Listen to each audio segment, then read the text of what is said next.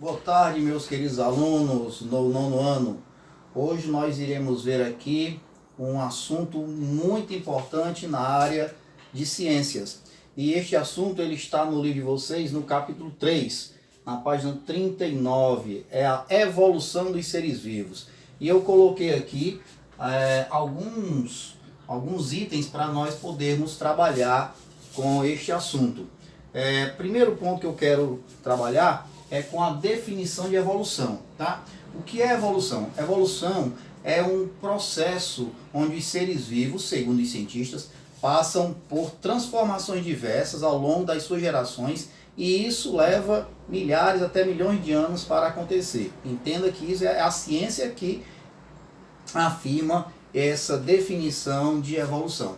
Mais uma vez, é um processo de transformações ocorridas no decorrer das gerações que se passam dos seres vivos ao longo de milhares e milhões de anos. E baseado nesse conceito, nós temos um outro conceito que é o da hereditariedade. O que seria a hereditariedade? Hereditariedade é um processo onde os pais ou os genitores, eles passam para os seus descendentes as suas características genéticas, tá? Esse processo da hereditariedade, ele é muito fundamental nesse processo da evolução, ok? Bom, e baseado nisso, dentro desses dois conceitos, evolução e hereditariedade, nós temos algumas teorias onde os cientistas, eles procuraram ideias que tornaram-se teorias, né?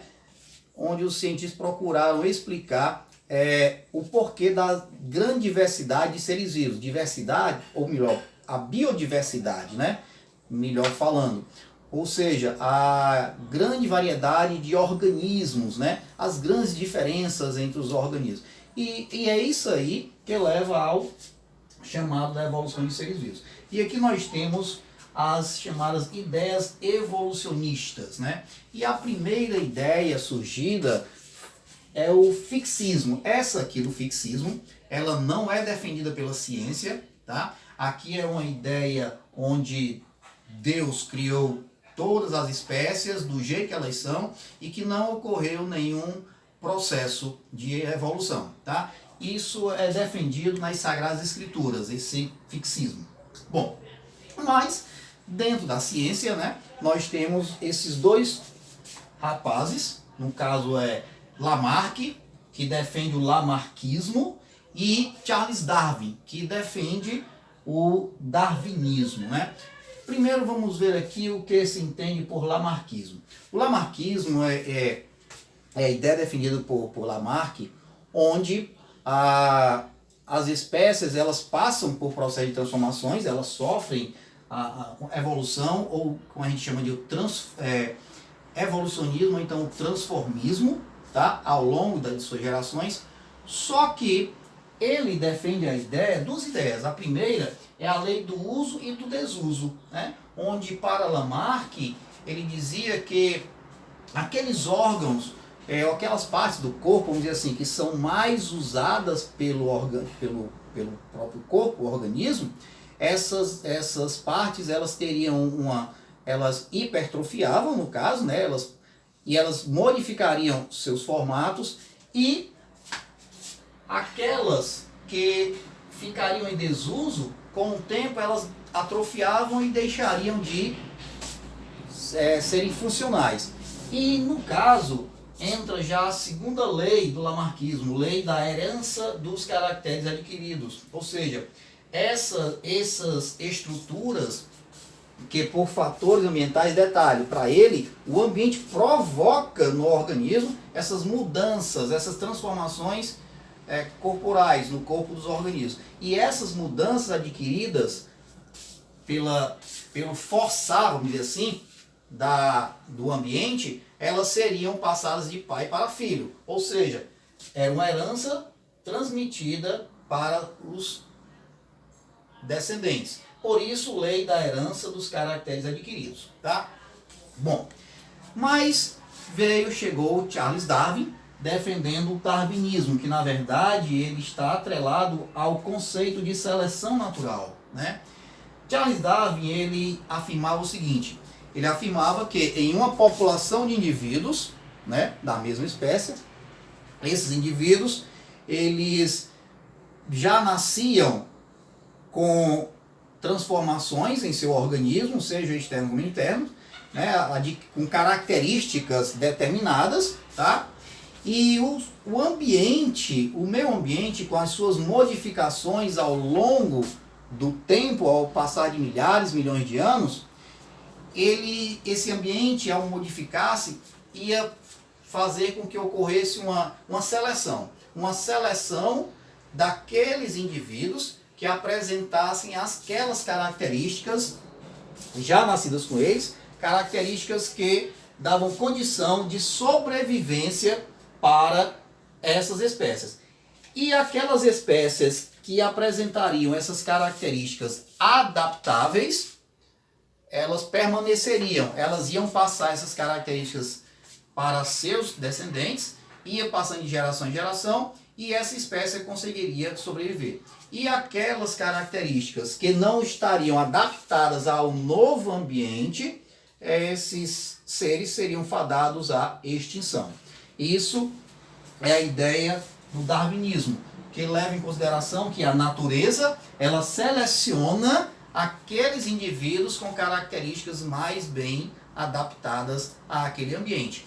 Deixa bem claro que para Darwin, os indivíduos já nascem com determinadas características, né? E essas características, se elas estivessem adaptadas àquelas novas condições ambientais, aí aqueles indivíduos eles iam prevalecer. Caso contrário, eles seriam extintos. No livro de vocês, tem falando bem direitinho sobre todo esse processo, né? Sobre o lamarckismo, darwinismo. Mas aí vem uma pergunta. Qual seria a diferença crucial entre o lamarckismo e o darwinismo? Para Lamarck, no lamarckismo, o ambiente é que provocaria nos seres vivos essas mudanças, sejam internas como externas, tá? Forçaria o surgimento de novas características, vamos dizer assim. Já o darwinismo, não. Já defende a ideia de que os indivíduos já nascem aleatoriamente com essas características determinadas, essas características, e o ambiente apenas seleciona as mais bem adaptadas, tá? Deixando bem claro que Darwin, ele não sabia nada, né? Não existia nada de ideia ainda sobre as mutações, sobre material genético. E hoje, essas transformações, esse surgimento de esses indivíduos que nascem já com essas características, no caso, refere-se ao fator genético, né? No caso, voltando para cá, na hereditariedade, você tem a participação das células especiais, os gametas, né? Onde os progenitores, os pais, passam seus caracteres para os seus filhos, seus descendentes, né? E ali você vai ter uma mistura de características e aquele indivíduo ele pode surgir com alguma característica nova e nisso levaria em consideração, segundo Charles Darwin, né? De repente o meu ambiente, se aquela característica fosse favorável, esse indivíduo prevaleceria, né? Só para você ter uma ideia mais ou menos, o câncer. O câncer, ele, na verdade, ele pode ser um tipo de seleção, tá? Uma pessoa, ela tem uma mutação genética em suas células, e isso não dá condição de adaptação a esse organismo. Então ele vem à falência do seu corpo. É só para você ter mais ou menos essa ideia, ok?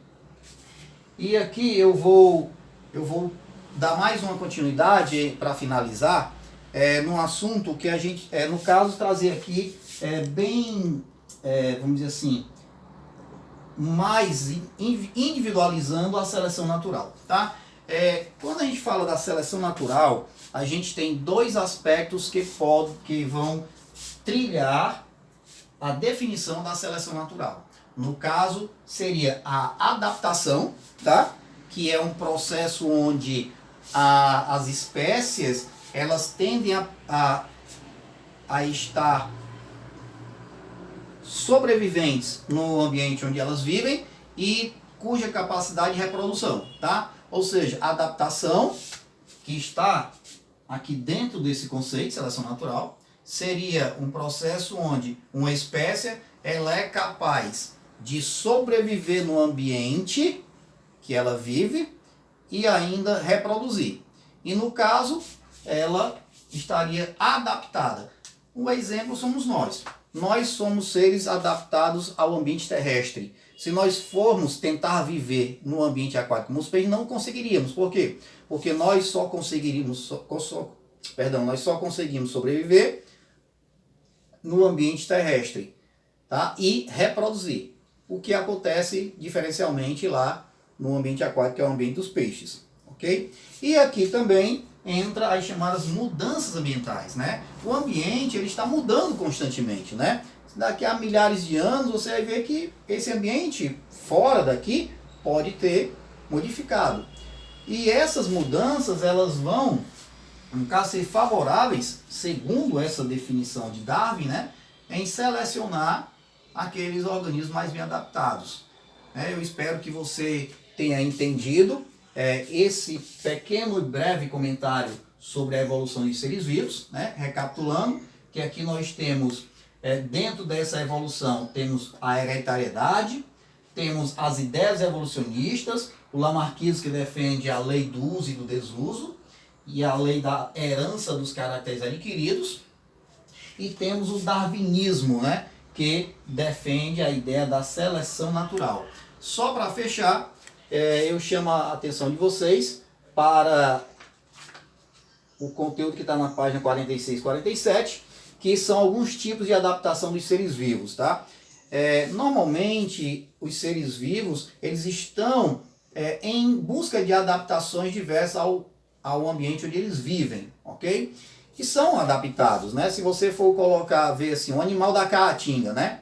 Será que ele pode estar adaptado ao ambiente como no Polo Sul? Não. Se você for comparar o animal da caatinga com o animal do Polo Sul, você vai ver que eles apresentam características adaptáveis aos seus respectivos ambientes.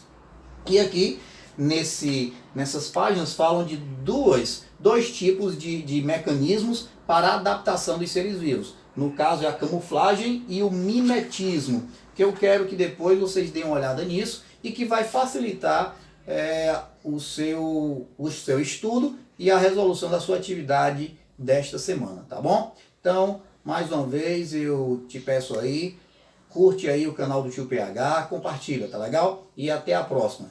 Tchau!